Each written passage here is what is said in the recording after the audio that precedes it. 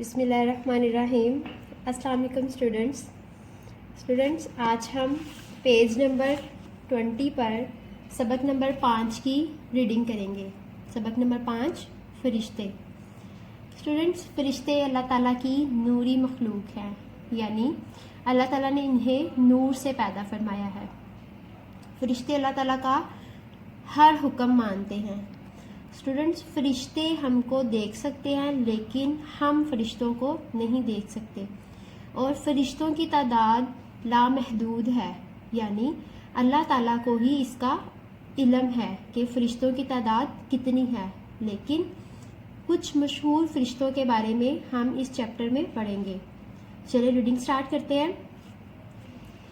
فرشتے اللہ تعالیٰ کی مخلوق ہیں، یعنی اللہ تعالیٰ نے ان کو پیدا کیا ہے، اور انہیں اللہ تعالیٰ نے نور سے پیدا فرمایا ہے۔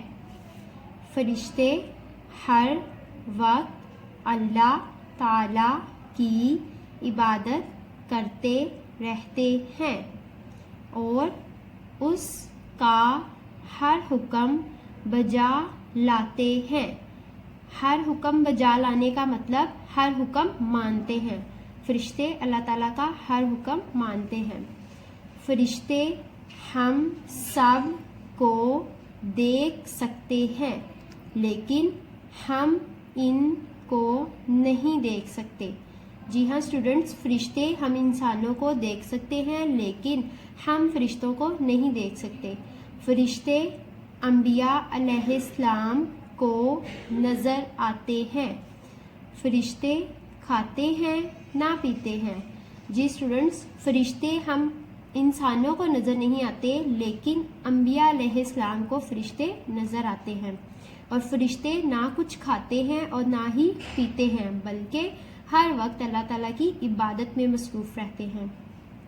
فرشتوں کی کل تعداد کا علم صرف اللہ تعالیٰ ہی کو ہے۔ جی ہاں اسٹوڈنٹس، اللہ تعالیٰ کے علاوہ کوئی بھی نہیں جانتا کہ فرشتوں کی کل تعداد کتنی ہے، مگر 4 فرشتے بہت مشہور ہیں۔ نمبر 1، حضرت جبرائیل علیہ السلام۔ سب پیغمبروں تک اللہ تعالیٰ کے احکامات پہنچاتے رہے ہیں۔ جی ہاں اسٹوڈنٹس، حضرت جبرائیل علیہ السلام کے ذمہ یہ کام تھا کہ وہ پیغمبروں تک اللہ تعالیٰ کے احکامات یعنی حکم پہنچائے۔ نمبر 2، حضرت میکائیل علیہ السلام۔ اللہ تعالیٰ کے حکم سے تمام مخلوق کو رزق پہنچاتے ہیں اور آسمان سے بارش برساتے ہیں۔ جی ہاں اسٹوڈنٹس، حضرت میکائیل علیہ السلام کے ذمہ یہ کام ہے کہ وہ اللہ تعالیٰ کے حکم سے تمام مخلوق کو رزق پہنچاتے ہیں اور آسمان سے بارش برساتے ہیں۔ آج کے لیے ہم یہاں تک ریڈنگ کریں گے۔ تھینک یو اسٹوڈنٹس، اللہ حافظ۔